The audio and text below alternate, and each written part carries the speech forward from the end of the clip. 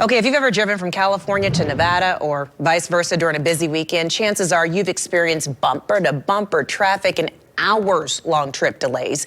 Well, today, Governor Sisolak and California Governor Gavin Newsom announced plans that should bring some relief. News 3's Kay Dimash has details on the project. So, Kay, this hopefully will alleviate a lot of those traffic headaches. Yes, definitely. So people are really excited about this. Yeah. They want to create a short-term solution before getting into the long-term solution.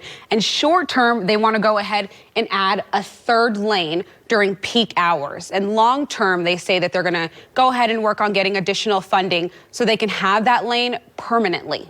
Yeah, well, obviously.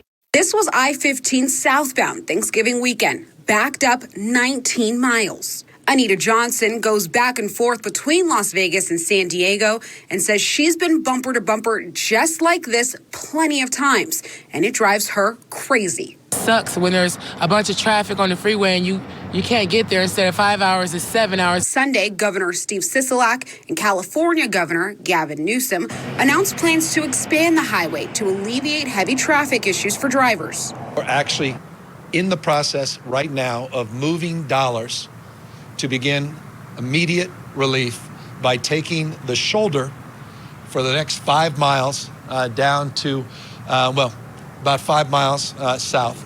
And we'll be repaving, restriping, and using that shoulder as a third lane during peak hours. Residents of California accounted for 21% of visitors to Las Vegas in 2019.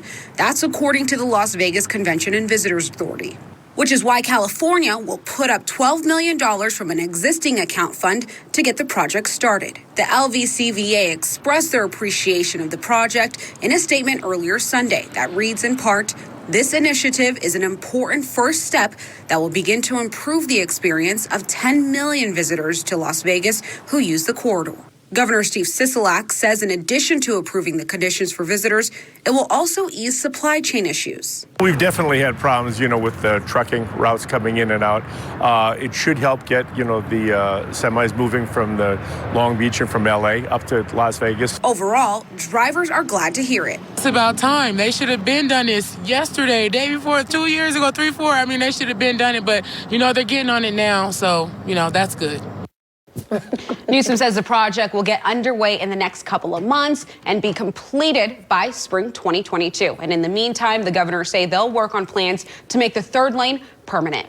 In the studio, Kay Dimash, News 3. I think a lot of people are kind of like that lady in the package saying right. It's about time. Yes. All right. Yes. Thank you. Appreciate it. Well, as Kay mentioned there, the Las Vegas Convention and Visitors Authority sent News 3 a statement regarding the congestion efforts and changes.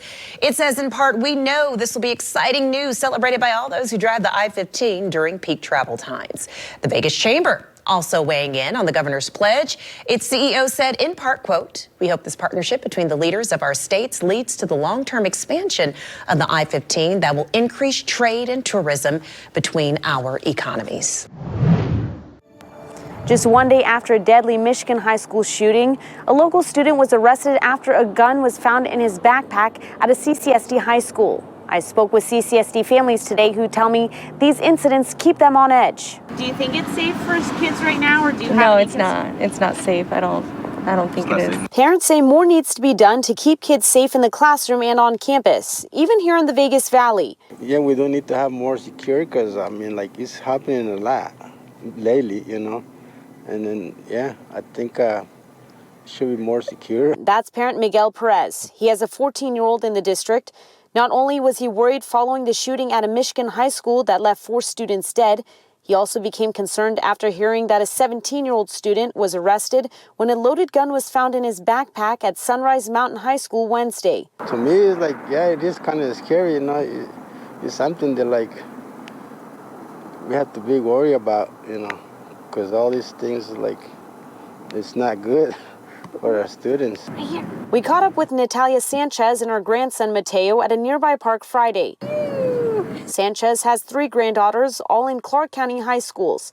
She says she was uneasy after hearing about the Vegas student arrested with a gun in his backpack, especially being so soon after the Michigan shooting. And I am worried because I have my granddaughters in school too, and it is really hard, to see the shootings, all that. She believes schools need to have more intense measures in place. I think they need to do more precautions, like, like checking her backpack. Some parents, they don't like that, but I think it's better if they're doing that, or they can carry like clear backpacks. Do you think at any point that's impeding on people's privacy in any way?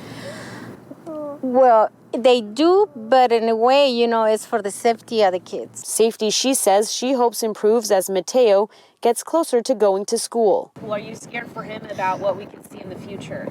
It's because, the years is going, I think they're worse. Yeah, I am. I reached out to CCSD to ask about the safety precautions they have in place, and they told me they have 173 officers, and most comprehensive high schools have 2 officers at each site. But what about you, the parents, the students, the staff? Do you feel that our schools are safe? Do you think any extra precautions can be put in place knowing what's going on around the country? Reach out to me at my tip line, schooltips@news3lv.com, or call 702-805-0489. The community coming together to support the family of Nathan Valencia. He's the UNLV student who died last week following an off-campus charity boxing match organized by his fraternity. Reporter Kate Amash explains how business owners and the community are showing kindness to his family. Cliff, Rebecca, and Taylor Rogers love to check out new restaurants as a family.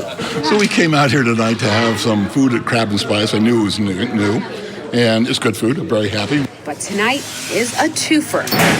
They're filling their bellies and doing their second favorite thing, supporting others. We thought, we'd give in a little bit of money to help the family that's in need, because this is what we try to do as a family often. A portion of their bill is going to the family of a former UNLV student, Nathan Valencia. Valencia tragically died last week after participating in an off-campus charity boxing match organized by his fraternity. That fraternity has since been suspended from campus. We try to sympathize with the family as well. And our mission and vision when we open this place, it's not just to bring a good kind of seafood boil in the community, but also to help and give back to the community. And for the Rogers, it's a sentiment they know on a personal level. We just lost our son, and we know how hard it is. Wow. So, what are some words that you would give to the family going through this? Going through something like this is hard. It's real. It never goes away. It does get easier, and it also helps with empathy, with feeling other people's feelings, and I know how they feel, and so I want to help them as much as I can.